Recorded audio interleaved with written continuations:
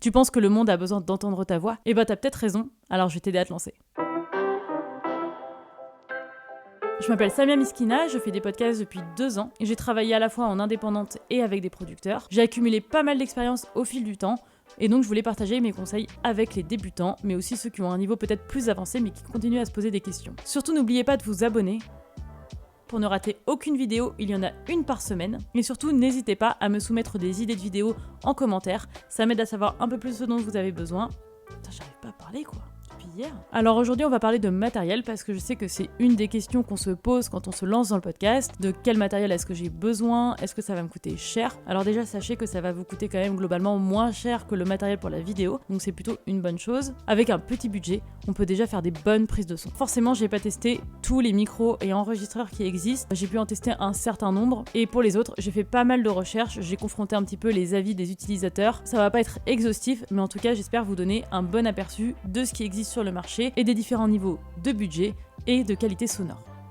Juste un petit préambule avant de commencer, il faut savoir qu'il existe des micros USB, donc qui se branchent comme leur nom l'indique directement en USB sur l'ordinateur. Souvent c'est des solutions tout en un, donc vous avez par exemple le pied de micro intégré, donc assez pratique quand on se lance. Par contre la qualité sonore va être moindre que les micros XLR, ça va être aussi moins versatile. En général c'est des micros qu'on pose sur le bureau et qu'on ne va pas bouger, on va pas se balader dehors pour faire des interviews avec. Et vous avez les micros XLR qui en général proposent une qualité sonore supérieure aux micros USB, qui sont plus versatiles, qui peuvent se brancher directement sur un enregistreur ou à l'ordinateur via une interface adaptée. Deuxième chose, il existe des micros dynamiques ou des micros à condensateur. Aujourd'hui, on va parler de micros dynamiques. Déjà, ils sont moins chers que les micros à condensateur, ils sont aussi moins fragiles, ils suppriment plus facilement l'écho et les bruits parasites. Les micros à condensateur, de leur côté, ont un son un peu plus précis. Ils sont aussi donc plus fragiles, ils suppriment aussi moins l'écho et les bruits parasites, donc c'est plus adapté à des studios professionnels.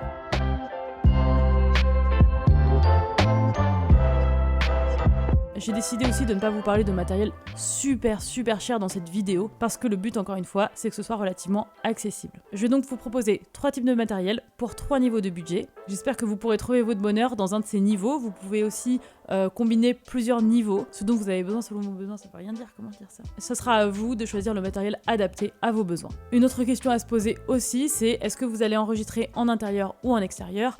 Combien de personnes est-ce que vous allez enregistrer ? C'est des choses aussi à prendre en compte.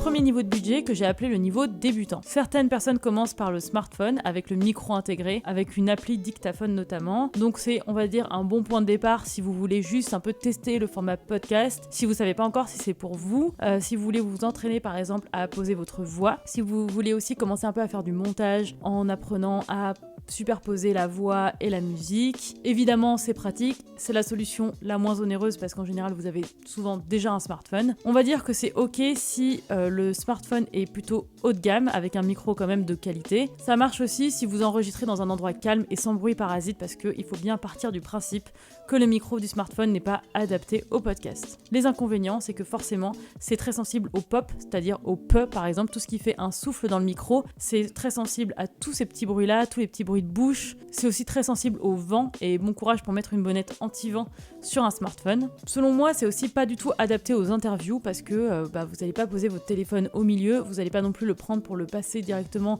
à votre interviewé, ensuite le reprendre pour parler parce que vraiment le moindre mouvement va s'entendre. Donc voilà, on va dire que c'est un bon point de départ pour tester le format podcast, mais il vous faudra rapidement quand même investir un petit peu dans du matériel si vous voulez que vos auditeurs vous écoutent du début à la fin de l'épisode.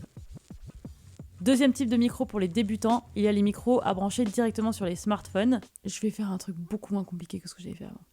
L'avantage, c'est que ça améliore légèrement la prise de son par rapport au micro du smartphone. C'est aussi pratique, forcément, c'est léger, ça s'emporte partout assez facilement. En général, ils ont une prise casque qui permet de contrôler le son en même temps que vous faites l'enregistrement. L'inconvénient, évidemment, vous vous en doutez, c'est que ça ne se compare pas du tout à un micro de bonne qualité. Il y a différents prix, mais c'est pas forcément non plus des prix super intéressants, donc avec quelques dizaines d'euros de plus, voire parfois pour le même budget, vous pouvez avoir un micro bien meilleur. Pour ce type de micro, j'en ai noté 2 en particulier. Il y a le Zoom IQ6 et le Rode VideoMic Mi. Troisième type de micro, il y a les micros cravates que vous pouvez brancher directement sur votre smartphone avec une prise jack. Encore une fois, la prise de son sera meilleure qu'avec le micro de votre smartphone. C'est pratique, ça s'emporte partout facilement dans un sac. L'inconvénient, c'est que le préampli du smartphone n'est pas de très bonne qualité, donc vous aurez un son meilleur, mais pas forcément non plus exceptionnel. Alors pour ça, j'ai noté 2 références, notamment il y a le Rode SmartLav Plus et le Shure MVL.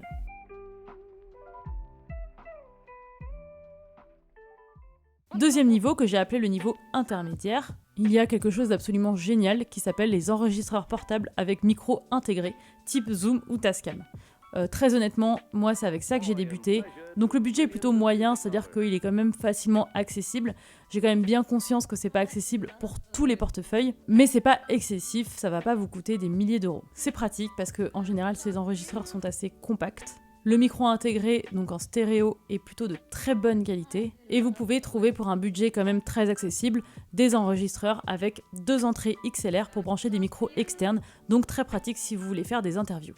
L'inconvénient, c'est qu'en général les micros sont assez fragiles, notamment celui du Zoom. Pour le micro du Zoom que j'ai testé personnellement, il est quand même très sensible, donc il va vraiment capter tous les bruits parasites et tous les bruits d'ambiance. Donc c'est quelque chose qui peut être génial si c'est ce que vous recherchez, c'est-à-dire un micro qui va vraiment être très précis dans le son qu'il va rendre. Mais il faut quand même savoir le manier. C'est donc un bon micro pour débutants et niveau intermédiaire, mais c'est pas non plus un micro facile à utiliser. Troisième inconvénient, c'est que ce soit pour les Tascam ou les Zoom, ils ont un préampli assez faible. Donc quand vous branchez un micro externe, vous avez beaucoup de souffle. Donc c'est quelque chose que vous pouvez atténuer avec des préamplis externe, mais ça on en parlera donc dans la prochaine vidéo dédiée aux accessoires. Je vous propose 2 références, le Zoom H5 qui est celui avec lequel j'ai commencé personnellement ma pratique du podcast, c'est aussi celui que j'utilise toujours pour enregistrer, même si maintenant j'utilise aussi un micro externe, mais en tout cas c'est toujours mon enregistreur de référence. Il est super pratique pour faire des interviews dehors, pour faire des interviews aussi en intérieur, pour prendre des sons d'ambiance avec le son stéréo, donc vraiment le côté versatile est très très pratique. Le Zoom H5 est aussi beaucoup plus ergonomique que le Zoom H4n, parce que le Zoom H4n a des petits boutons en fait sur lesquels il faut appuyer pour augmenter ou baisser le gain, c'est-à-dire en gros le volume. Donc si vous le faites pendant l'enregistrement, ça va causer des bruits parasites, alors que le Zoom H5 a une molette que vous pouvez tourner, c'est beaucoup plus discret. Autre chose à noter aussi, il est indispensable d'avoir une bonnette anti-vent avec ce type d'enregistreur parce que, encore une fois, le micro est très sensible, et souvent même une poignée aussi, pour éviter justement de tenir l'enregistreur avec la main et de causer des bruits parasites pendant l'enregistrement. Deuxième référence que j'ai notée, que j'ai pas pu tester moi-même, mais pour lesquels j'ai vu quand même de bons retours, c'est le Tascam DR40X. À savoir quand même que apparemment les Tascam ont un préampli encore plus faible que les Zoom, donc toujours bon à savoir si vous voulez brancher des micros externes. Un préampli sera vraiment obligatoire. Deuxième type de matériel pour le niveau intermédiaire, il y a donc les micros USB dont je vous parlais en intro. Pour ça, il y a vraiment 2 références que j'ai notées, le Blue Yeti et le Rode NT USB. Il y en a beaucoup d'autres, mais apparemment c'est vraiment les meilleurs sur le marché, de ce que j'ai pu voir dans mes recherches. Ils vont proposer une qualité sonore correcte, donc pas forcément exceptionnelle par rapport à un micro XLR encore une fois, mais vraiment apparemment très bonne. Le Blue Yeti a une particularité, c'est qu'il propose différents types de directivité. Donc c'est-à-dire qu'il va proposer en cardioïde, donc enregistrer à peu près ce qu'il y a devant et légèrement sur les côtés. Il va proposer aussi une directivité bidirectionnelle, ce qui permet d'avoir une personne de chaque côté du micro et de faire une interview comme ça avec juste le micro au milieu. Vous pouvez aussi avoir une directivité omnidirectionnelle, avec par exemple on va dire 4 personnes autour de la table, il va enregistrer tout ce qu'il y a autour. Et enfin il propose aussi une directivité stéréo.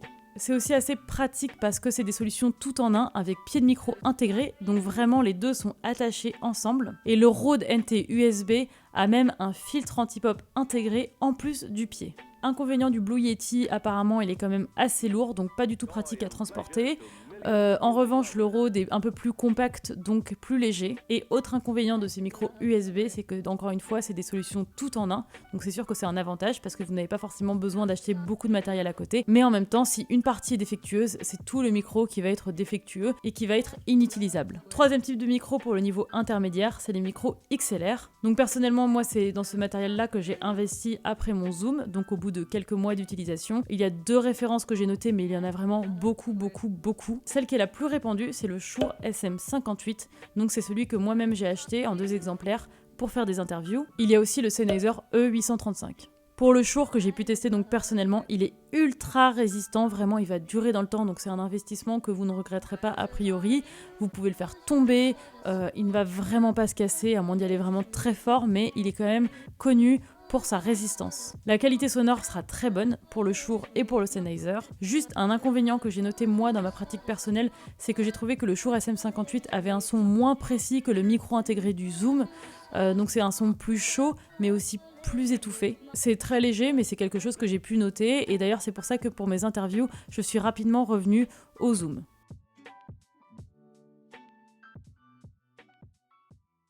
Troisième niveau, le niveau avancé. Donc là, on va parler de micros qui coûtent un peu plus cher, donc c'est pas quelque chose pour débuter dans la pratique du podcast, mais c'est peut-être du matériel à considérer si vous continuez, si vous persévérez dans cette voie. Il y a vraiment deux références principales qui sont très utilisées en radio, mais aussi dans les podcasts, notamment les podcasts américains. C'est le Shure SM7B et le Electro Voice RE20. Le Electro Voice RE20 est celui que j'utilise actuellement pour cette vidéo. Avec ces deux micros, vous aurez une reproduction plus fidèle de la voix qu'avec les micros à moindre budget, et ça notamment grâce à la large courbe de fréquence. Une différence à noter quand même entre le Shure SM7B et le RE20 que j'utilise actuellement, c'est que le Shure SM7B est beaucoup plus sensible au bruit de fond, au bruit parasite. Il va vraiment pardonner aucun écart, que ce soit les pops, que ce soit les bruits de bouche, etc. En tout cas, il faut quand même une technique assez précise, donc c'est quelque chose qu'on acquiert au fur et à mesure. C'est quelque chose auquel il faut faire vraiment très attention tout le temps. Il faut aussi un studio professionnel qui atténue au maximum le bruit de fond, alors que le RE20 est quand même moins sensible au bruit de fond. Il va beaucoup plus supprimer l'écho, alors pas parfaitement non plus, mais quand même un peu plus. L'autre inconvénient de ces deux micros, c'est quand même qu'ils sont assez chers, donc c'est un investissement auquel il faut beaucoup réfléchir avant de se lancer. Autre inconvénient de ces deux micros, c'est qu'ils sont très gourmands en gain. Donc il faut quand même un très bon préampli. Si vous les utilisez avec un enregistreur portable, comme je le fais là moi avec mon Zoom, il faut se rappeler, comme je vous ai dit tout à l'heure, que ces enregistreurs ont un préampli assez faible. Donc c'est-à-dire qu'il va falloir vraiment pousser à fond le gain de votre micro, et vous allez avec ça avoir beaucoup de souffle. Encore une fois, il faut investir dans un préampli externe, dont je vous parlerai dans la vidéo dédiée aux accessoires.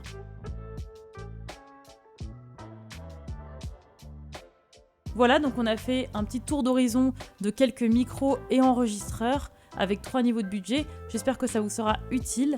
En tout cas, sachez que vraiment, moi, ce que je vous conseille, si vous démarrez, c'est d'acheter un enregistreur portable avec micro intégré. C'est un excellent début et ça vous permet à la fois de vous enregistrer vous-même, mais aussi de faire des interviews en tenant vous-même l'enregistreur. Avec une poignée, ce sera indispensable, mais donc on en parlera dans la vidéo dédiée. Si vous avez eu l'occasion de tester d'autres enregistreurs ou micros et que vous avez aimé ou pas aimé, n'hésitez pas à me les mettre en commentaire. Ce sera utile aussi pour tout le monde. Encore une fois, abonnez-vous. N'hésitez pas non plus à partager la vidéo. Et moi, je vous dis à la semaine prochaine.